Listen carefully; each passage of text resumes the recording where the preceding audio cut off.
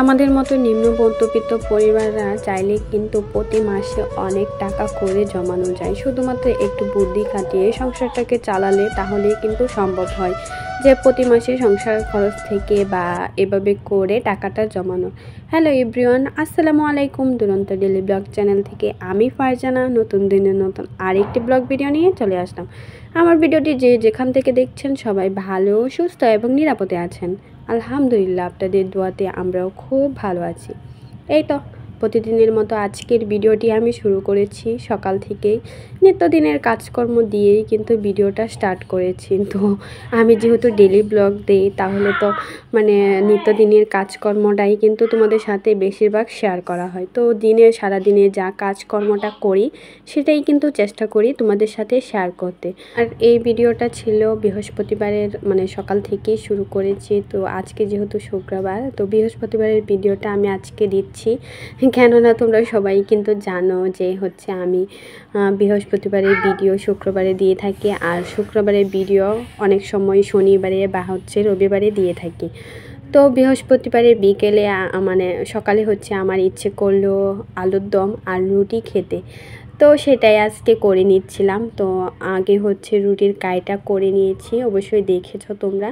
তো এখানে আমি আলুর দমটা রান্না করে নিয়েছি। আর নতুন আলু দিয়ে আলুর দম রান্না করলে এত বেশি মজা হয়, তার সাথে যদি মটরশুঁটি দেওয়া হয় তাহলে তো কোনো কথাই নেই। এত বেশি মজা কি আর বলবো, তোমরা খেলে অবশ্যই বুঝতে পারবে কতটা মজা হয়ে থাকে। তো আমি এখানে আলুর দমটা রান্না করার জন্য আগে সাথে একটা টমেটো দিয়ে দিয়েছি, আর এখন মটরশুঁটি দিয়ে ভালোভাবে কষিয়ে নেব। আর আমরা সবাই কম বেশ আলুর দমটা কিন্তু রান্না করতে পারি, তার জন্য আর ফুল ডিটেলসে তোমাদের সাথে শেয়ার করতে পারিনি। যতটুকু পেরেছি ততটুকুই কিন্তু তোমাদের সাথে শেয়ার করেছি। আমাদের মতো নিম্ন মধ্যবিত্ত পরিবারের বউরা চাইলে কিন্তু সংসার খরচ বাদে বা সংসার খরচ থেকে প্রতি মাসে কিন্তু অনেক টাকা করে জমানো সম্ভব হয়। শুধুমাত্র সেটা নির্ভর করে হাজব্যান্ডের বেতনের ওপর আর একজন গৃহিণীর ওপর। যার হাজব্যান্ড যেরকম বেতন পায় সেরকম অনুযায়ী কিন্তু সংসার খরচ থেকে বা সংসার খরচ কমিয়ে টাকা জমানো সম্ভব হয়ে থাকে। আর কে কত টাকা জমাতে পারে বা পারবে তা শুধু নির্ভর করে একজন গৃহিণীর উপরেই। তো আমার হাজব্যান্ডের যেরকম বেতন সেরকম অনুযায়ী কিন্তু আমি চেষ্টা করি মাসে কিছু মোটা অঙ্কের টাকা করে জমিয়ে রাখতে। আর তোমরা যারা আমার রেগুলার ভিডিও দেখে থাকো তারা কিন্তু সবাই জানো যে আমি অল্প টাকা দিয়ে কিন্তু সংসারটাকে সুন্দরভাবে চালিয়ে নিই। আর সেখান থেকেই কিন্তু প্রতি মাসে একটা মোটা অঙ্কের টাকা আমরা ব্যাংকে রেখে দিই। তো সংসার খরচ যেগুলো আছে সেগুলো বাদে আমি চেষ্টা করি সবসময় একটা মোটা অঙ্কের টাকা 10,000 5,000 যাই যতটুকু পারি যে মাসে সেই অনুযায়ী কিন্তু ব্যাংকে রাখার চেষ্টা করি। তো আমার সামর্থ্য অনুযায়ী কিন্তু রাখার চেষ্টা করি। যাদের অল্প ইনকাম তারা চাইলে কিন্তু অল্পই কিন্তু জমাতে পারে। শুধুমাত্র একটু বুদ্ধি খাটিয়ে সংসারটাকে চালালে সে অল্প টাকা থেকেও কিন্তু অনেক টাকা করে প্রতি মাসে জমিয়ে রাখা যায়। তো তার জন্য কিন্তু একটু বুদ্ধি খাটিয়ে সংসারটাকে চালাতে হবে। তো এই তো এখানে আমি আলুর দমটা রান্না করে নিয়েছি, তারপর এখানে রুটি বানিয়ে নিচ্ছি। আর আজকে বয়সটা দেওয়ার সময় শুনতেই তো পাচ্ছ আমার পিচ্চি ছেলেটা অনেক বেশি ডিস্টার্ব করছিল। কি আর করার, ছোটো বাচ্চা নিয়ে কাজ করলে বা ভিডিও শ্যুট করা থেকে শুরু করে ভয়েস দেওয়া সব কিছুতেই ডিস্টার্ব কি আর বলবো। যাদের নাকি বেবি আছে তারা শুধুমাত্র জানে যে কতটা কষ্ট হয়। তারপরেও কিন্তু এই যে এই প্ল্যাটফর্মটাতে এসেছি, তো কাজ না করলে তো আর হবে না। তো চেষ্টা করি একদিন পর পর বা 2 দিন পর পর যাই পারি ভিডিওটা আপলোড করতে। তো রেগুলার ভিডিও আপলোড করলে কিন্তু অনেক ভালো হয়, ভিডিওর রিলস বাড়ে। তো আমি ইদানিং এতটাই বিজি কি আর বলবো, ভিডিও দিতেও পাচ্ছি না, একদিন পর পর ভিডিওটা দিতে হচ্ছে। তো এখানে আমি হচ্ছে রুটিটা বেজে নিচ্ছিলাম, মানে এই কড়াইয়ে হচ্ছে আলুর দম রান্না করেছিলাম, সেগুলোকে আর যে মানে বাটিতে রেখে তারপর হচ্ছে এখানে রুটিটা ছেঁকে নিচ্ছিলাম। সবাই কিন্তু টাকা জমাতে পারে না, যদি একটু ফুটানি করে চলা হয় তাহলে কিন্তু কখনোই সম্ভব না যে টাকা জমানো। দেখা যায় মাসে যে বেতনটা পাওয়া হয় সেটা তো খরচ হয়ে যায়, তার সাথে মানুষের কাছে হাত পাততে হয়। তো ভাই আমি এত ফুটানি করে চলাফেরার চেষ্টাও করি না, যতটুকু আছে ততটুকু নিয়েই কিন্তু সন্তুষ্ট থাকার চেষ্টা করি। তো আমার চাওয়া পাওয়াটা কিন্তু এত বেশি নেই যে মানে হচ্ছে কাউকে দেখানোর জন্য আমি হচ্ছে মাসে হাজার হাজার টাকা খরচ করে দেখাবো যে আমার এটা আছে ওটা আছে। আমি কিন্তু এরকম টাইপের না। আমি সবসময় চেষ্টা করি অল্প টাকা দিয়ে সংসারটাকে চালিয়ে প্রতি মাসে হচ্ছে অল্প অল্প করে বা হচ্ছে মোটা অঙ্কের টাকা একটা করে ব্যাংকে রাখার। তো আমি সবসময় কিন্তু মানে আমার যতগুলো ভিডিও আছে তোমরা চাইলে দেখে নিতে পারো, সব ভিডিওতেই কিন্তু আমি ফুল ডিটেলসে দেখিয়ে দিচ্ছি। তো এখানে রুটি নিয়ে বসছিলাম আর আমার ছেলে এত বেশি ডিস্টার্ব করছিল কি আর বলবো।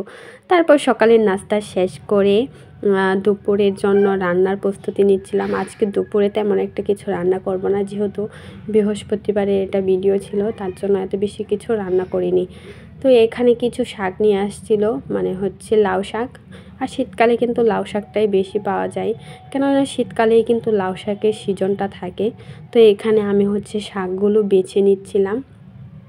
এটা গতকালকের রাত্রে নিয়ে আসছিল, তো আজকে হচ্ছে বেছে নিচ্ছিলাম, মানে বৃহস্পতিবারে। তো বৃহস্পতিবারে ভিডিওটা যেহেতু শেষ করেছি, তেমন একটা হচ্ছে রান্না বান্না বা অন্য কোনো কিছুই করতে পারিনি, কেননা বৃহস্পতিবার থাকলে কিন্তু আমাদের গৃহিণী ধরতে গেলে একদম ছুটিতেই থাকে, মানে বৃহস্পতিবার বিকেলবেলা বা দুপুরবেলা এত বেশি কিছু রান্না করতে হয় না, যেহেতু শুক্রবারে বাসায় থাকে হাজব্যান্ড, তার জন্য কিন্তু এত বেশি কিছু রান্না করি না। এই তো এখানে হচ্ছে আমি শাকগুলো বেছে নিয়েছি, ধুয়ে পরিষ্কার করে তারপর হচ্ছে রান্নাও বসিয়ে দিয়েছি। আর লাউ শাক কিন্তু আমার অনেক বেশি পছন্দ। কার কার আমার মতো পছন্দ করো অবশ্যই কিন্তু কমেন্টে জানাতে কিন্তু ভুলবে না। তো আজকে আমার রুমে হচ্ছে সিমটা ছিল না, তার জন্য হচ্ছে এরকম কুচি কুচি করে লাউ শাকটা রান্না করে নিয়েছি। আর সিম আর আলু দিয়ে কিন্তু লাউ শাক খেতে কিন্তু ভীষণ ভালো লাগে। তো যেহেতু সিমটা ছিল না, তো এভাবে করেই রান্নাটা করে নিয়েছি। আর শাকটা কিন্তু এভাবেও কিন্তু অনেক বেশি মজা হয়েছিল।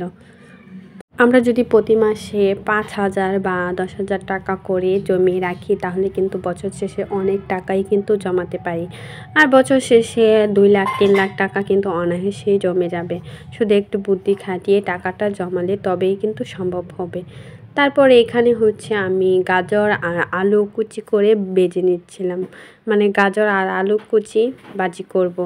আর গাজর আর আলু কুচি ভাজি কিন্তু আমার হাজব্যান্ডের অনেক বেশি পছন্দ, তো প্রায় সময় কিন্তু করতে হয়। তো গাজর কিন্তু আমার একদম পছন্দ না, খেতেই পারি না বলতে গেলে। তো বিকেলের জন্য আজকে একটু নাস্তা করব অনেক দিন পরে। তো এতদিন হচ্ছে কোনো নাস্তা করা হয়নি, সময় হাতের কাছে থাকে না, তার জন্য হচ্ছে কিছুই করতে পারিনি। এত বিজি যাচ্ছি কয়েকদিন ধরে, কি আর বলবো। আমার প্রাণপ্রিয় আপু ভাইয়ারা, জানি না আমার ভিডিওটা এখন পর্যন্ত কে কে দেখছো, কিন্তু একটা লাইক দিতে ভুলে গেছো। প্লিজ একটা লাইক দিয়ে আমার ভিডিওটি সম্পূর্ণ দেখার অনুরোধ রইল। আর যারা আমার চ্যানেলটাকে নতুন ভিজিট করেছো, তোমরা চাইলে চ্যানেলটাকে সাবস্ক্রাইব করে আমার পাশেই থেকে যেতে পারো, যদি আমার ভিডিওর কোনো অংশ তোমাদের কাছে ভালো লেগে থাকে। এই তো এখানে হচ্ছে আমি বিকেলের জন্য নাস্তাটা করে নিচ্ছিলাম। আর কিভাবে করে নিচ্ছি তোমরা তো দেখতেই পাচ্ছ, তার জন্য আর কিছু বলিনি। সংসার খরচ কমিয়ে কিন্তু টাকাটা জমাতে হয়। যা সংসারে যেমন খরচ হবে তেমনই কিন্তু টাকাটাও খরচ হয়ে যাবে। আর যদি সব খরচ করে ফেলি তাহলে তো আর চলবে না, ভবিষ্যতের জন্য কিছু রাখতে হবে। তো সেই বুদ্ধি খাটিয়েই কিন্তু সংসারটাকে চালাতে হয়। তো আমি সবসময় চেষ্টা করি অল্প টাকা দিয়েই সংসারটাকে চালিয়ে নিতে। এই তো এখানে হচ্ছে একটা নাস্তা আমি সুন্দরভাবে বানিয়ে নিচ্ছিলাম, আর এভাবে করেই আমি সবগুলো নাস্তা বানিয়ে নেব। আমি সবসময় চেষ্টা করি মাসে কিছু টাকা করে জমিয়ে রাখতে। আমাদের মতো নিম্ন মধ্যবিত্ত পরিবাররা কিন্তু এভাবে করেই টাকাটা জমাতে হয়, কেননা আমরা তো মধ্যবিত্ত, আমাদের তো এত টাকা পয়সা নেই যে মানে টাকা না জমালেও চলবে, ভবিষ্যতের জন্য কিছু না রাখলেও চলবে, এভাবেই চলতে পারবো, এটা অত কিন্তু কথা না। টাকা না থাকলে আজকাল দুনিয়াতে কোনো কিছুরই দাম নাই, মানে মানুষ বলো বা যে কোনো জিনিসে বলো না কেন, কোনো দাম থাকে না। তো টাকা আছে যার, তাকেই কিন্তু সবাই মূল্য দেয় বা হচ্ছে দাম দিয়ে থাকে। তো সবারই কিন্তু উচিত প্রতি মাসে টাকা জমানো বা টাকা জমিয়ে রাখা ভবিষ্যতের জন্য। এই তো এখানে নাস্তাটা বানিয়ে নিয়েছিলাম। আজকের ভিডিওটা এই পর্যন্তই ছিল। সবাই ভালো থেকো, সুস্থ থেকো। আল্লাহ হাফেজ।